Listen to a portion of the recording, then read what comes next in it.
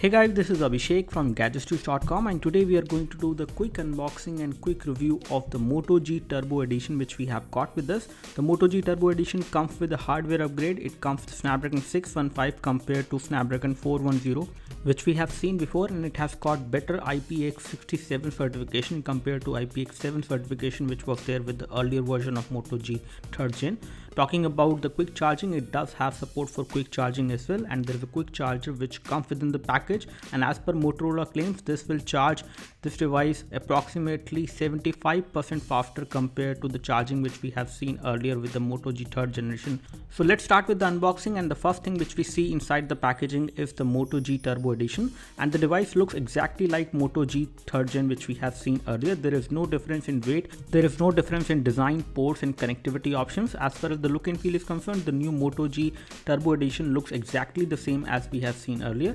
So let's take a look what else we have inside the packaging. We get some headphones within the package, and these are some average headphones in terms of the sound quality. Don't expect good quality of sound from them, and make sure you buy third-party headphones if you plan to buy Moto G Turbo Edition. But the functionality of these headphones is not affected. They do have a microphone so that you can take up voice calls, although there is no volume controls, and this is how the audio lead look like, as you can see. Next thing which we see inside the packaging is the Motorola Turbo Charger, which can charge Moto G Turbo Edition in flat 1 hour, which is definitely a very good improvement considering the amount of battery this device has. It has a small battery for a resource hungry Snapdragon 615 chipset, which is definitely known for heating, and that is the hardware which we have on this machine. But this Turbo Charger will make sure that you can charge your Moto G Turbo Edition much faster than the Moto G 3rd Gen which you might have seen. But the overall battery life of the Moto G Turbo Edition is less compared to Moto G 3rd Edition by 15 to 20%. You also get some user manuals within the package, and there is nothing special about these user manuals. These are basic set of instructions, although there is a user manual which tells you about the turbo charging feature, which you should read in case you want to know more about turbo charging. We got the white color of the Moto G Turbo Edition, which comes with a grey back cover, which again can be removed like the earlier edition, but the battery is non-removable. You can see the SIM card slot and other connectivity options once you open up the back cover. And on this edition phone, they have also given the rubber padding so that the water does not enter when you submerge this phone inside water. So it is IPX67 certified phone. You can actually submerge this phone inside water for approximately 30 minutes and it will still work after submersion for 30 minutes, and that is something which makes it very special compared to the other phones which come in the same price segment, because it is very much water resistant and you can dip this thing inside water and it will still work. But the main highlight of Moto G Turbo Edition is the fast charging and better performance compared to Moto G 3rd Edition, because this phone is much better in terms of gaming, although it does produce certain amount of heat, but the heating is bearable on this phone. Gaming performance on the other hand has been improved. You can play games for longer duration and you will not see graphic lag in these games, and this is one of the best thing about the Moto G Turbo Edition. You can have better gaming experience, better performance in day-to-day usage as well as compared to the earlier version of Moto G 3rd Gen.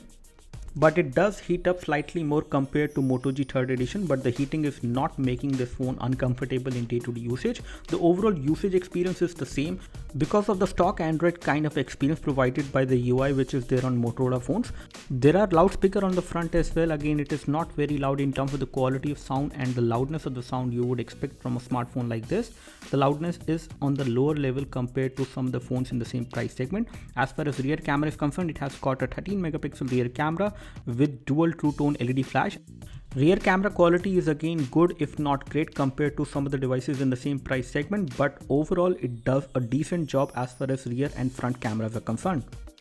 Build quality of the Moto G Turbo Edition has remained the same as we have seen on the Moto G 3rd Edition. There is no difference in that, but the overall quality of material which has been used is polycarbonate, and it is good quality of polycarbonate which has been used. Thickness of the Moto G Turbo Edition, the weight and the overall form factor has remained the same as you might have experienced already on the Moto G 3rd Edition, but still it was good, but it has not remained good as per the price at which this phone is coming. On the edges you get the power and sleep key and the volume rocker. The power and sleep key has got chrome finishing and a slight amount of texture to it, whereas the volume rocker is plastic and it has got plain finishing. If you buy the white color of Moto G Turbo Edition, you will get a grey colored back cover which looks good, but white back cover could have been better. In terms of the overall look and feel, it is not very attractive, but the overall finishing is good. Connectivity wise, Moto G Turbo Edition will take 2 SIM card inside. Both have to be micro SIM and they both will support 4G, and you have support for micro SD memory card as well, again to expand the storage, but you cannot install applications on the micro SD memory card. That is kind of a disadvantage on this phone. Camera interface and the overall performance has remained the same. It is pretty fast in terms of focusing and you can just tap on the screen to take a capture. However, accidental capture happen most of the time when you do that. And in terms of the camera quality, we got good clarity in the photos which we captured in low light, and color production was also good. As we tested the front camera, the results was not very impressive. We got some good photos in terms of the brightness, in terms of the overall clarity, but when we zoomed in, the details were not that clear. Photos were not very crisp and clear as far as front camera is concerned when we took them in low light scenarios. It also notifies about your back cover. In case your back cover is not tight, it will tell you for proper water resistant the back cover should be tight from all the edges, and in that case it will give you a warning, and you can actually adjust the back cover to fit the back cover properly, so that if the phone comes in contact with the water, nothing will happen to the phone if the back cover is fit properly on the device. Display viewing angles and the overall brightness of the display was one of the weakest point on the Moto G Turbo Edition, and it was the case with Moto G 3rd Edition as well. However, the display is good enough in terms of sunlight visibility, and in terms of viewing angles it is not great. There is slight amount of color shift which will happen. Considering the price, the display is not best on this device compared to some other devices in the same price segment. But we hope Motorola will fix this issue in the next iteration of this phone. Next, I talk about the loudspeaker. The loudspeaker on this device is loud. Again, the placement which is there on the front definitely makes it better in terms of the overall loudness, but it is not the loudest which we have heard. Hardware wise, this device is meant for gamers. In case you are a gamer and in case you would like to have a better performance from the phone in day-to-day usage, you should go for this one. However, the battery is going to be impacted because of gaming, and when the device will heat up, you will see a sudden drop in the battery level whenever you do gaming or whenever you do graphic intensive tasks on this phone. But in day-to-day usage, this phone is definitely better than the Moto G 3rd Edition which we have seen, which came with Snapdragon 410. This is a phone for power users.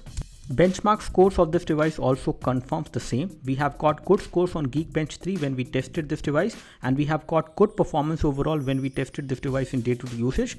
Overall gaming performance of the device is great, and in terms of the overall handling of heat, it is good enough for a phone which has Snapdragon 615 chipset, which is known for heating. Finally, to conclude my review, I would like to advise you to go for Moto G Turbo Edition only if you plan to play games a lot. If you are a moderate user and you don't play games much more, then you should go for the Moto G 3rd Edition or any other phone in the same price segment. Comparing the price of the Moto G Turbo Edition, it is definitely high in terms of the price. As per the features it offers, the display is not so great, loudspeaker is not so loud, but the overall performance on this phone is better compared to some other phones, especially for long-term usage. So in case you plan to buy it for the user experience and the gaming performance it will give you. This is all I have as far as this quick review of Moto G Turbo Edition is concerned. Thanks for watching this video. In case you have any queries and questions, please leave them in the comment section below. You can like this video if this video helped you by clicking the like button below. You can subscribe to our YouTube video channel for more videos like this by clicking the subscribe button below. Thanks for watching this video. This is Abhishek signing off. Thank you.